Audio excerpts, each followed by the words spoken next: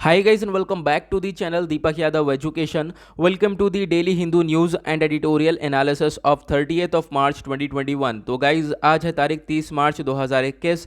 देखेंगे आज का the Hindu complete newspaper. The Hindu complete newspaper को एनालाइज करेंगे, बट लेक्चर में आगे बढ़ने से पहले अगर आप लोगों को एक कंप्लीट न्यूज़पेपर का पीडीएफ चाहिए तो क्या करना है, सबसे पहले डाउनलोड करना है टेलीग्राम और फिर जाकर सर्च बॉक्स में टाइप करना है Deepak Yadav education. As you can see guys आप लोग को ये चैनल मिल जाएगा, इस पर क्लिक करना और जाकर इस चैनल को ज्वाइन कर लेना। देखो अगर आप लोगों को इस तरीके से ये चैनल नहीं मिलता है तो नीचे डिस्क्रिप्शन बॉक्स में आप सभी लोगों को टेलीग्राम का लिंक दे रखा है, मतलब कि वो लिंक इसी चैनल का है। जैसे ही आप उस पर क्लिक करोगे ऑटोमेटिकली ये चैनल ओपन हो जाएगा, इसको जाकर ज्वाइन कर लेना।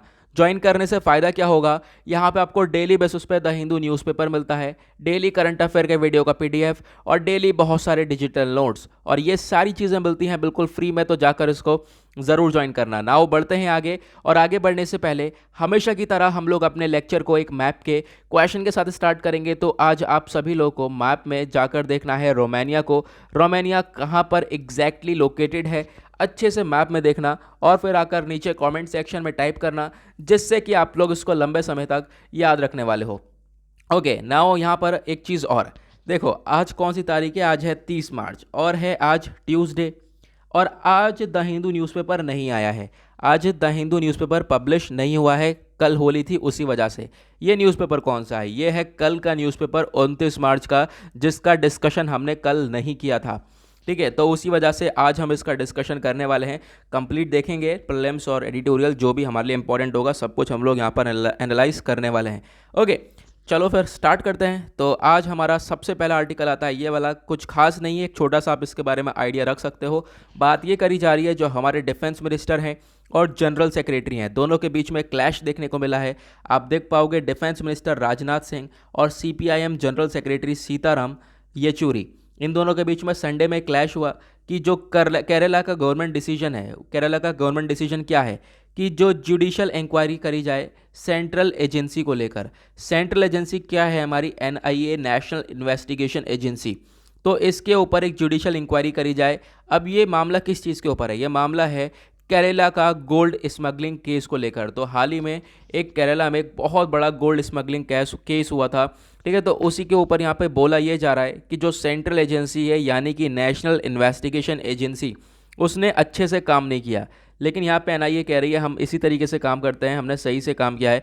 तो उस चीज़ के ऊपर यहाँ पर दोनों के बीच में ये क्लैश देखने को मिला है। यहाँ पर अब इसके बारे में एक छोटा सा आइडिया रख सकते हो। ओके, और उसके बाद नेक्स्ट आर्टिकल आप लोग यहाँ पर देख पाओगे, बात करी जा रही है जो कोविन प्लेटफॉर्म है जहाँ पर आप लोग कोविड वैक्सीन के लिए रजिस्टर करवाते हो, तो इसको अपग्रेड कर दिया गया है, यानी कि अब इसका एक वर्जन और बढ़ा दिया गया है।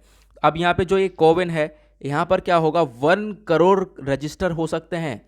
ठीक है, डेली बेसिस पे जो है 1 करोड़ आप कह सकते हो वैक्सीनेशन रजिस्ट्रेशन हो जाएंगे इस पर्टिकुलर प्लेटफॉर्म पर। पहले ये नहीं हुआ करता था, लेकिन अब यहाँ पर ये ऐसा सिस्टम लेकर आ चुके हैं। ठीक है, और ज़्यादा कुछ यहाँ पर है नहीं, आपके एग्जाम के पॉइंट ऑफ व्यू से भी इतना इंपॉर्टेंट नहीं है, बट एक छोटा सा आइडिया जो है ये हो जाता है तो काफ़ी बढ़िया रहता है, क्योंकि आने वाले टाइम पर कोई भी न्यूज़ आती है तो आप उसको अच्छे से रिलेट कर पाते हो। नेक्स्ट आर्टिकल आता है ये वाला, यहाँ पे बात करी जा रही है जो सेंटर है केंद्र सरकार वो प्लान कर रही है 14 नंबर का आइडेंटिफिकेशन नंबर दिया जाए सभी प्लॉट के लिए। यानी जैसा प्लॉट होता है ना, एक प्लॉट ऑफ लैंड होता है हमारी कंट्री के अंदर, तो यहाँ पर क्या हो 14 नंबर का एक आइडेंटिफिकेशन नंबर हो, आईडी नंबर हो, जिसको बोला जाएगा ULPIN। अब ये ULPIN क्या है, ये है unique land parcel identification number. तो ये प्रोवाइड करवाया जाएगा मार्च 2022 तक। अब यहाँ पे इसमें क्या क्या चीज़ें होने वाली हैं आप देख पाओगे, इसमें इंटीग्रेट होगा, इसमें और चीज़ें ऐड हो जाएंगी। इंटीग्रेट कर लेगा ये किस किस चीज़ को, लैंड रिकॉर्ड्स डेटाबेस हो गया और बैंक अकाउंट, आधार नंबर। ठीक है, ये सारी चीज़ें होने वाली हैं। नाउ इससे एक फ़ायदा क्या होगा, फ़ायदा ये होगा जो लैंड फ्रॉड्स देखने को मिलते हैं रूरल इंडिया के अंदर, गांव वगैरह के अंदर, ये मेरा एरिया है, ये मेरा एरिया है, ये ज़मीन किसकी है। ठीक है, तो उस तरह की चीज़ें नहीं देखने को मिलेंगी जब ये ULPIN नंबर प्रोवाइड करवा दिया जाएगा तो। ओके, तो अब यहाँ पर एक तरीका और भी इसको याद रखने का है, वो है डिजिटलाइजेशन की तरफ इंडिया बढ़ रहा है, और आप देख पाओगे जो लैंड रिकॉर्ड्स हैं उनको भी डिजिटलाइज करा जा रहा है। ओके, आई होप आप लोगों को ये क्लियर हो गया होगा। नाउ ये जो unique land parcel identification number scheme है, इसको लॉन्च कर दिया गया है 10 राज्यों के अंदर, और यहाँ पर कोशिश ये रहेगी हम पूरे कंट्री के अंदर इसको लागू कर पाएँ मार्च 2022 तक। ओके, ये था यहाँ पर ये वाला आर्टिकल। नाउ चलिए बढ़ते हैं आगे नेक्स्ट आर्टिकल की तरफ। नाउ आता है नेक्स्ट आर्टिकल, यहाँ पर काफ़ी इंपॉर्टेंट हो जाता है आपके एग्जाम के पर्सपेक्टिव से। बात करी गई है ओडिशा आज के टाइम पर सबसे ज़्यादा लॉस सफ़र किया है इन 8 साइक्लोन्स की वजह से। आपको मालूम होगा ओडिशा के अंदर बहुत सारे साइक्लोन्स देखने को मिलते हैं, और 8 साइक्लोन की वजह से ओडिशा को कितना नुकसान हुआ है मालूम है? 31,945 करोड़, 31,945 करोड़ रुपए का नुकसान हुआ है ओडिशा को। और इसकी भरपाई भी पूरी तरह से नहीं कर पाया है सेंटर, यानी कि जो सेंटर है, जो केंद्र सरकार है, उसको थोड़ा सा एक असिस्टेंस, एक सपोर्ट तो देना चाहिए था राज्य सरकार को। लेकिन यहाँ पर आप देख पाओगे टोटल अमाउंट का सिर्फ और सिर्फ 1/6 अमाउंट पे करा गया है सेंटर के द्वारा, यानी छोटा सा, बहुत छोटी सी मदद दी गई है।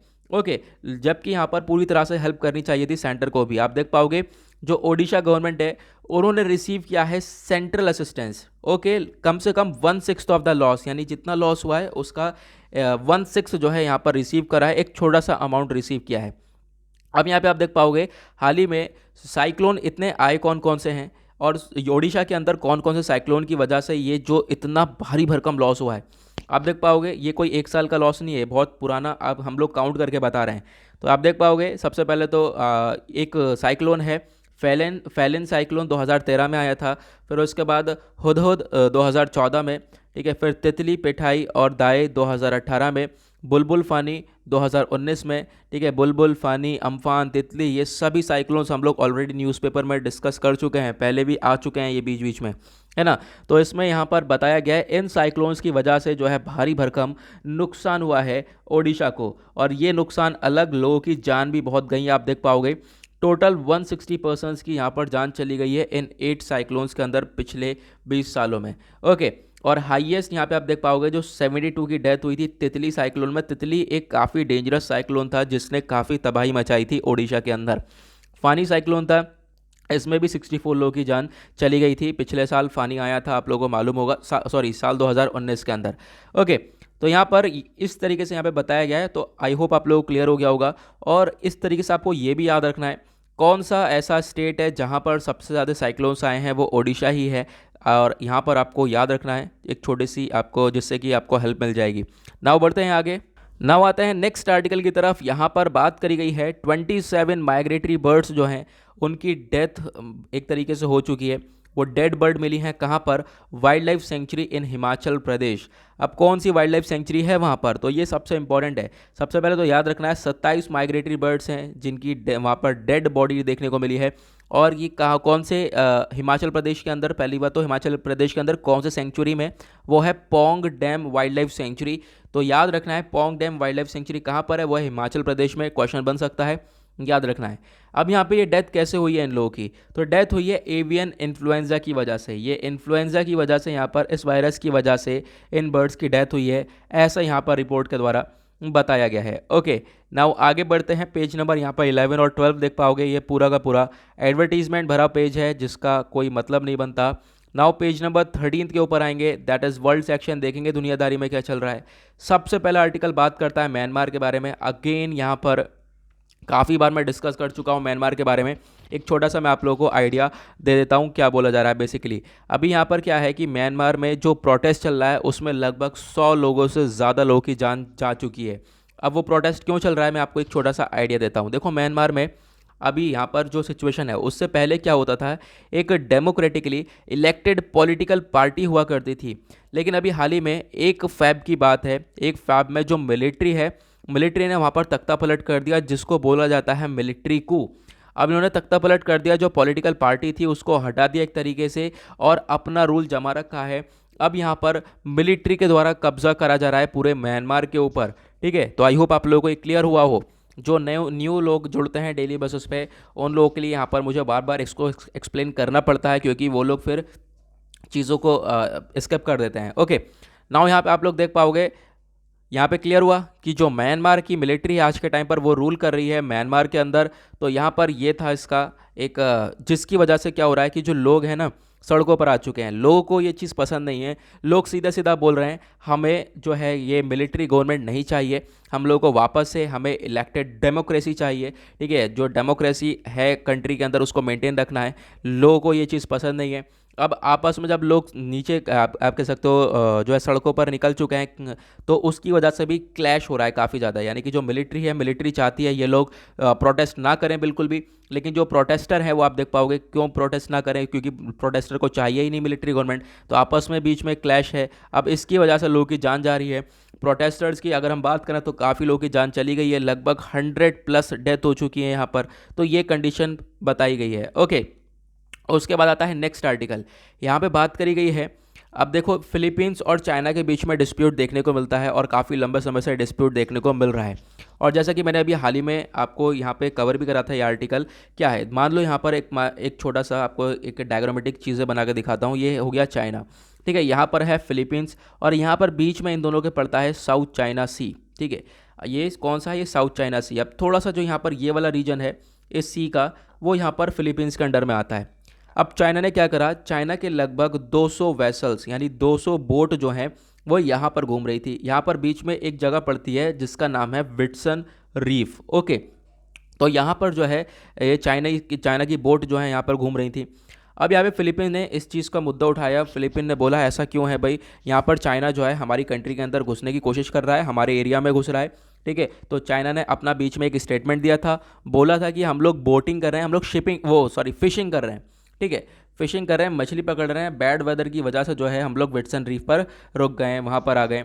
लेकिन आप देख पाओगे इतने दिन से क्या फिशिंग ही कर रहे हैं ये लोग। अब ये जो है डिस्प्यूट चलता रहा, आप देख पाओगे काफ़ी दिन हो गए।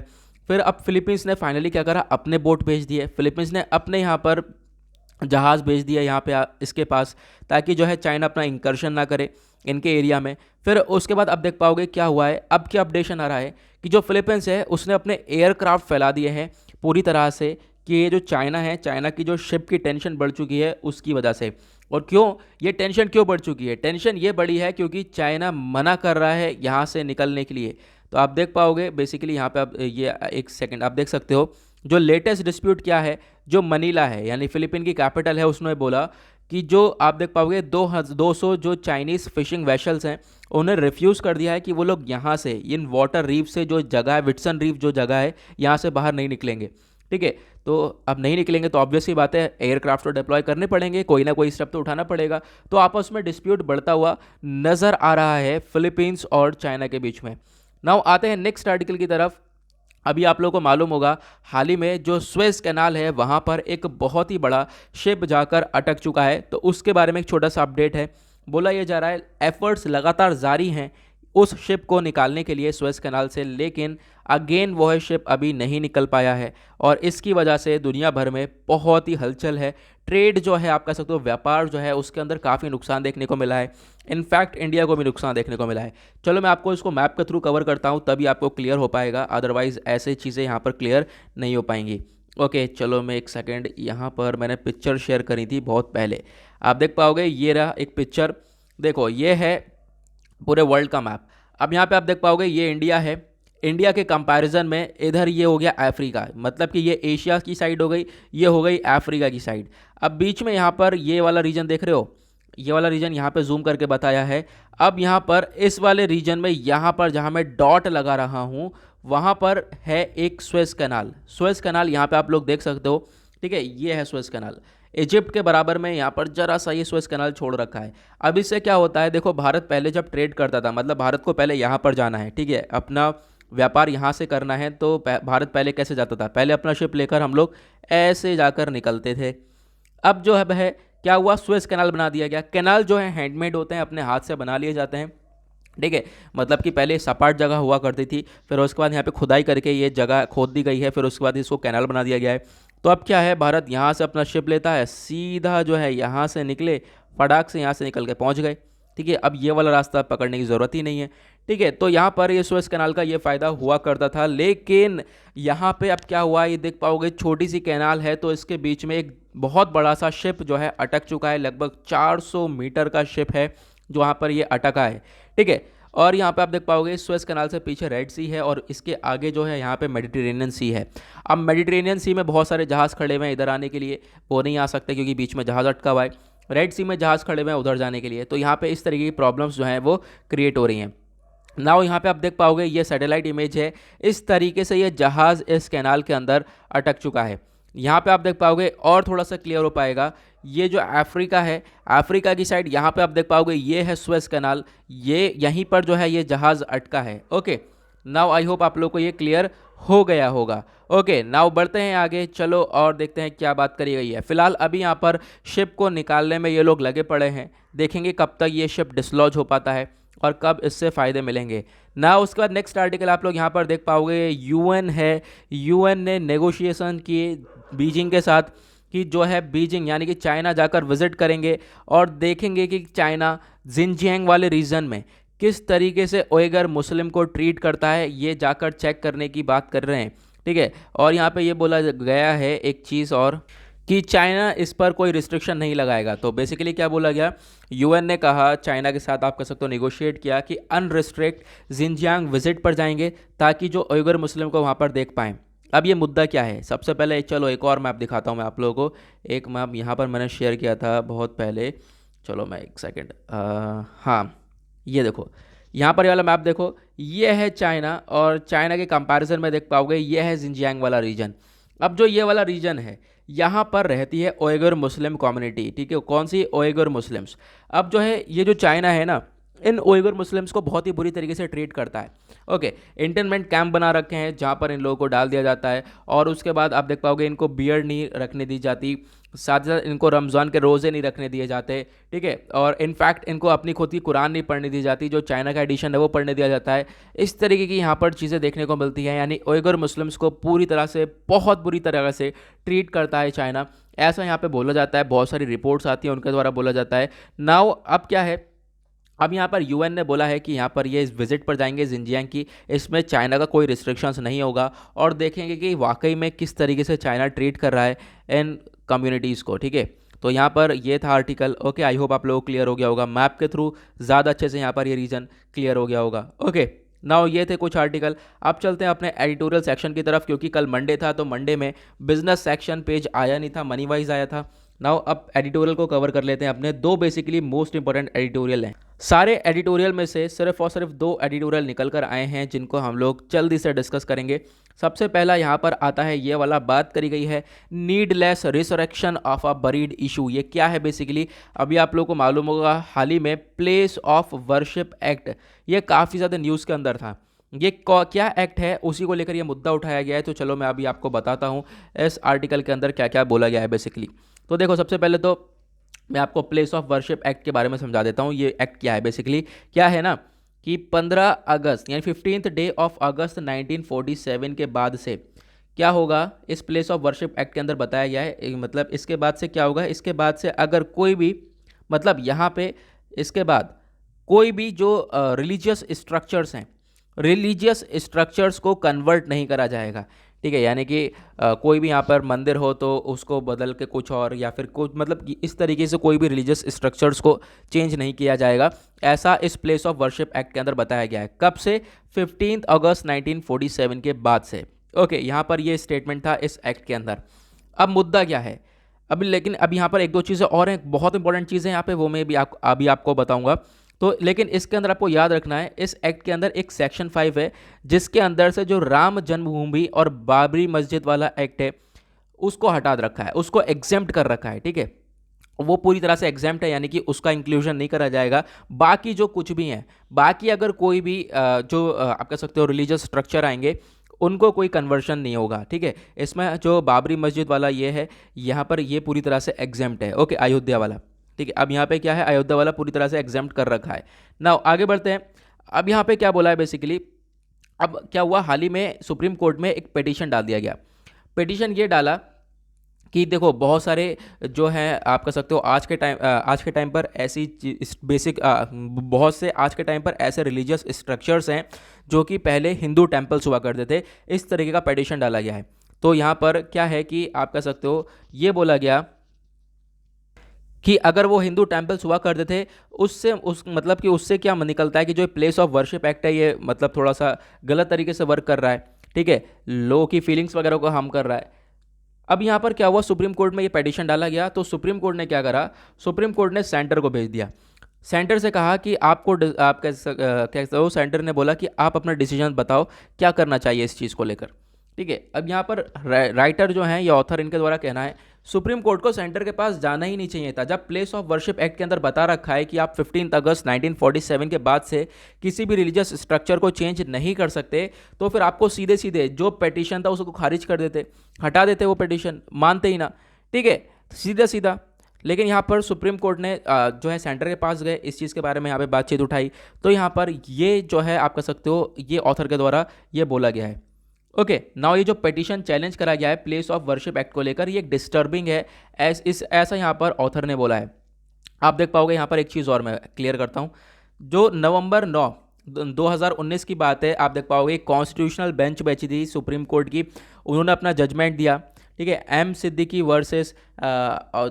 वर्सेस महान सुरेश दास का यहाँ पे आप कह सकते हो जजमेंट हुआ। फिर उसमें क्या हुआ, अब राम जन्मभूमि टेम्पल केस वाला आपको मालूम होगा, ठीक है। फिर फाइनली यहाँ पर डिसाइड हो गया राम जन्मभूमि बनने के लिए, ठीक है। आई होप अब यहाँ पे आप क्लियर हो गया होगा। नाउ अब यहाँ पर देख पाओगे उसके साथ साथ ये भी था कि जो प्लेस ऑफ वर्शिप एक्ट है इसके बारे में क्लियर हो, ठीक है। और यहाँ पे प्लेस ऑफ वर्शिप एक्ट जो 1991 है, इसके अंदर सीधा सीधा बता दिया गया है 15 अगस्त 1947 से जो भी वर्शिप, जो भी आप जो भी रिलीजियस स्ट्रक्चर्स हैं उनको आगे जाकर कन्वर्जन नहीं होगा, उनका कन्वर्जन नहीं हो सकता जो भी एग्जिस्ट करते हैं 15 अगस्त 1947 से।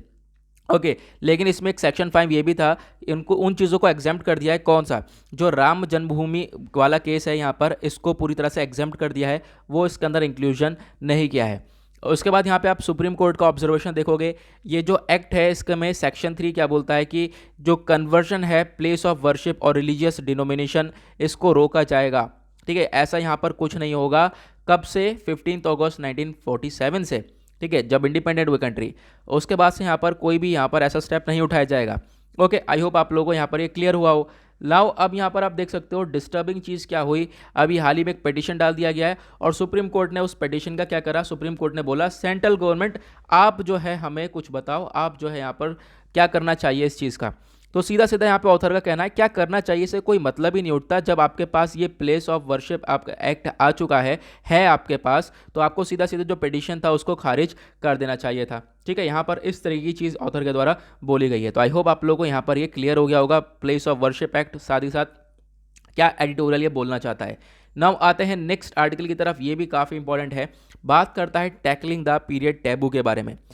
तो वीमेन मेंस्ट्रुएशन से ये आर्टिकल लिंक करता है और आप देख पाओगे क्या हुआ है बेसिकली, यहाँ पर बेसिकली जो वीमेन मेंस्ट्रुएशन है उनके प्रति बहुत सारा डिस्क्रिमिनेशन देखने को मिल जाता है, बहुत भेदभाव देखने को मिलता है, उनको इम्प्योर की तरह देखा जाता है, ठीक है, बिल्कुल इम्प्योर की तरह देखा जाता है। तो ये ऐसी चीज़ें सोसाइटी के अंदर नहीं होनी चाहिए, ठीक है, ऐसा डिस्क्रिमिनेशन नहीं करना चाहिए मेंस्ट्रुएशन वीमेन के प्रति।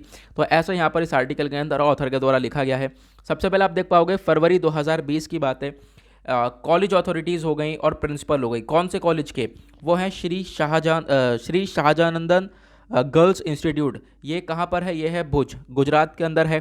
तो इन लोगों ने यहाँ पर क्या करा, जो वहाँ की अथॉरिटीज़ हैं, वहाँ के प्रिंसिपल्स हैं, उन्होंने क्या करा, ज़बरदस्ती जो 60 गर्ल्स हैं उनको कहा, यहाँ पे फोर्स करा कि आप अपने अंडरगारमेंट्स को रिमूव करो ताकि चेक करा जाए वो मेंस्ट्रुएटिंग है या नहीं।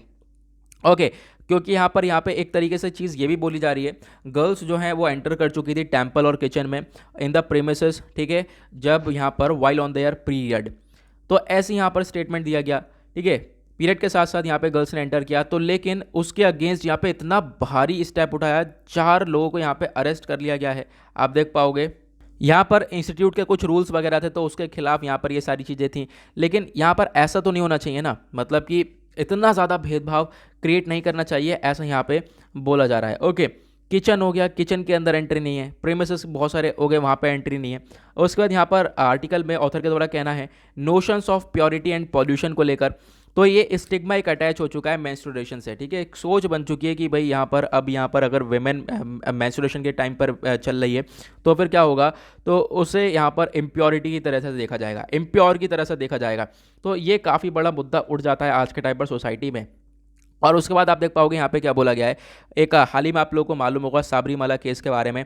तो साबरीमाला केस में भी था ये कि जो 40 साल तक वेमेन थी वो उनकी एंट्री नहीं करी गई थी, ठीक है, उनके ड्यूरिंग दियर पीरियड उनको एंट्री नहीं किया गया था साबरीमाला केस के अंदर, साबरीमाला के अंदर, मंदिर के अंदर। फिर उसके बाद यहाँ पे अब यहाँ पर ये सुप्रीम कोर्ट का डिसीजन आया तो ये सारी चीज़ें हटा दी गई हैं।